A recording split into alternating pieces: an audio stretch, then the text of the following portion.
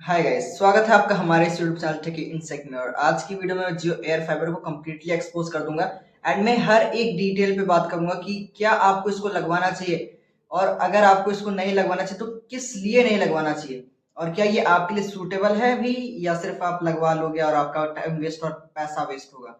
तो सबसे पहली प्रॉब्लम के बारे में मैं बात करना चाहूंगा जो कि है इसकी डेटा लिमिटेशन की।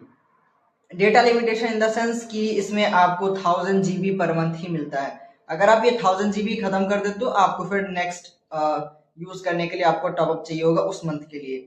सो ये एक काफी ज्यादा मेन प्रॉब्लम है। जैसे कि अगर आपको काफी ज्यादा इंटरनेट का काम रहता है, आप कंटेंट क्रिएटर हो, या तो अगर आप काफी ज्यादा इंटरनेट का काम रहता है, जैसे कि मान लेते हैं आप गेमर हो, आपको गेम्स वगैरह डाउनलोड करना है। अब एक गेम का साइज भी काफी ज्यादा हाई हो चुका है, 150 से 250 GB के आसपास तो आजकल गेम आ रहे हैं।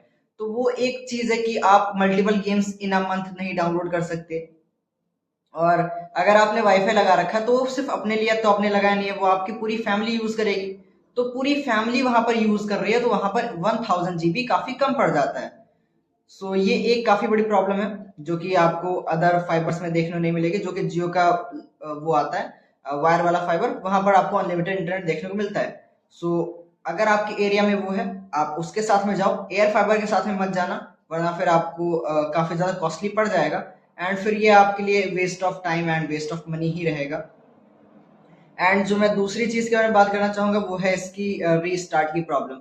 अब आई डोंट नो व्हाई कि ये सिर्फ मेरे लिए हो रहा है या ये सबके लिए हो रहा है। ये रीस्टार्ट की प्रॉब्लम मैं बता देता हूँ कि है क्या। बेसिकली क्या होता है कि रात को ये या दिन में भी ये कई बार रीस्टार्ट होता है, मान लेते हैं, मैं बता देता हूँ। जैसे कि ये रात को लगभग 15 से 20 बार रीस्टार्ट होता है। मैं रात को जागता रहता हूँ, मैं रात को काम करता रहता हूँ, तो मुझे ये चीज एक्सपीरियंस हुई कि ये तो डेली बेसिस पे हो रहा है। रात को ये 15 से 20 बार रीस्टार्ट हो रहा है, कई बार ये तो दिन में भी हो रहा है। ये एक काफी बड़ी प्रॉब्लम है, जबकि मैं इसको रेस्ट होने के लिए टाइम देता हूँ राउटर को एंड कुछ टाइम ये बंद ही रहता है, फिर भी ये एक इशू है। एंड जो एक मेजर इशू मुझे लगा जो कि मैं हाईलाइट करना चाहूंगा वो ये है कि इसमें जो कॉलिंग ऑफर की जाती है, आपको अनलिमिटेड कॉलिंग ऑफर की जाती है, आप जियो जॉइन से अनलिमिटेड कॉलिंग ले सकते हो। उसमें क्या है कि आपको क्या रहता है कि आपको जियो जॉइन इंस्टॉल करना है और आपको आपकी राउटर की एसएसआईडी वहां पर दिखेगी, आपको अपने राउटर के वाईफाई कनेक्शन से कनेक्ट होना है।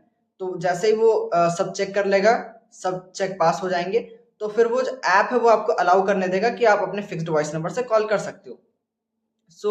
इसमें क्या होती है चीज कि कई बार ये ऐसा दिखाता है कि आपने कोई भी फिक्स्ड वॉइस नंबर अवेल नहीं कर रखा, आपके पास कोई फिक्स्ड वॉइस नंबर नहीं है। बट इसका जो मेन रीजन है वो है जियो की तरफ से ही, और ये एडमिन पैनल से ब्लॉक कर दी जाती हैं कॉलिंग सर्विसेज को, ताकि जियो की जो कॉस्टिंग है वो कम हो सके। एंड ये चीज मुझे एक बार नहीं, मैंने काफी बार एक्सपीरियंस कर रखा है। जैसे कि अगर आप इनके कस्टमर केयर से बात करते हो, वो उनको कुछ समझ में आता नहीं है, ठीक है, पता नहीं भाई कौन से अनएजुकेटेड कस्टमर केयर को इन्होंने बैठा रखा है। अब दूसरी चीज की अगर हम लोग बात करें तो इनके जो इंजीनियर्स हैं वो रियल में कोई इंजीनियर्स होते नहीं है, बस उनको इंजीनियर का टैग दे दिया जाता है। रियल में उनके पास में कोई इंजीनियरिंग डिग्री वगैरह कुछ नहीं होता है, ना ही इंजीनियरिंग नॉलेज होता है, ठीक है।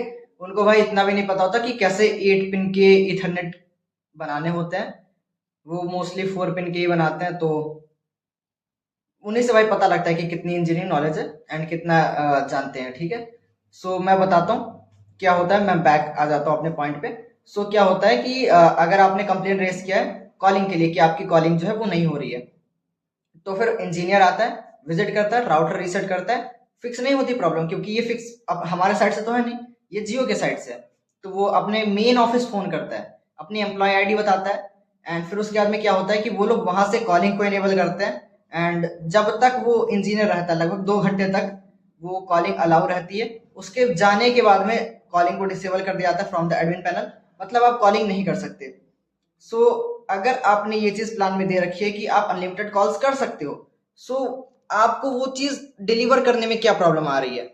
और ऐसा अगर प्रॉब्लम है तो कोई इंसान कैसे ट्रस्ट कर सकता है कि किसी इमरजेंसी की सिचुएशन में कोई इंसान कॉल कर सकता है फ्रॉम जियो एयर फाइबर। ये एक इशू है। एंड ऐसा नहीं है कि मैं सिर्फ ऐसे ही कंप्लेन कर रहा हूँ इसके बारे में, मैंने इसी चीजों के ऊपर कई बार कंप्लेन कर रखी है जियो में। जियो की तरफ से मुझे कोई सॉल्यूशन नहीं मिला। मैंने कंज्यूमर कोर्ट भी मूव किया, कंज्यूमर पोर्टल जो इनका है, मैंने वहाँ पर कंप्लेन रेज की मल्टीपल टाइम्स एंड काफ़ी डिटेल्ड वे में मैंने एक्सप्लेन किया कि कौन सी टेक्निकल प्रॉब्लम्स हैं एंड ये कैसे कैसे हो रही हैं। मैंने एक एक पॉइंट को हाईलाइट किया। तो वहाँ से भी मुझे जियो की तरफ से ज़्यादा कुछ सही रिस्पॉन्स नहीं देखने को मिला है और उसको कंप्लेन किए हुए मुझे लगभग 2 महीने के आसपास हो रहा है। सो आप देख सकते हो जियो की क्या ही सर्विस है। तो अगर आप एयर फाइबर लगवाने का सोच रहे हो तो जियो की तरफ मत जाना, आप एयरटेल के साथ में चले आना। एयरटेल आपको ज़्यादा बेटर सर्विस प्रोवाइड करेगा एयर फाइबर में, अगर मैं बात करूँ तो।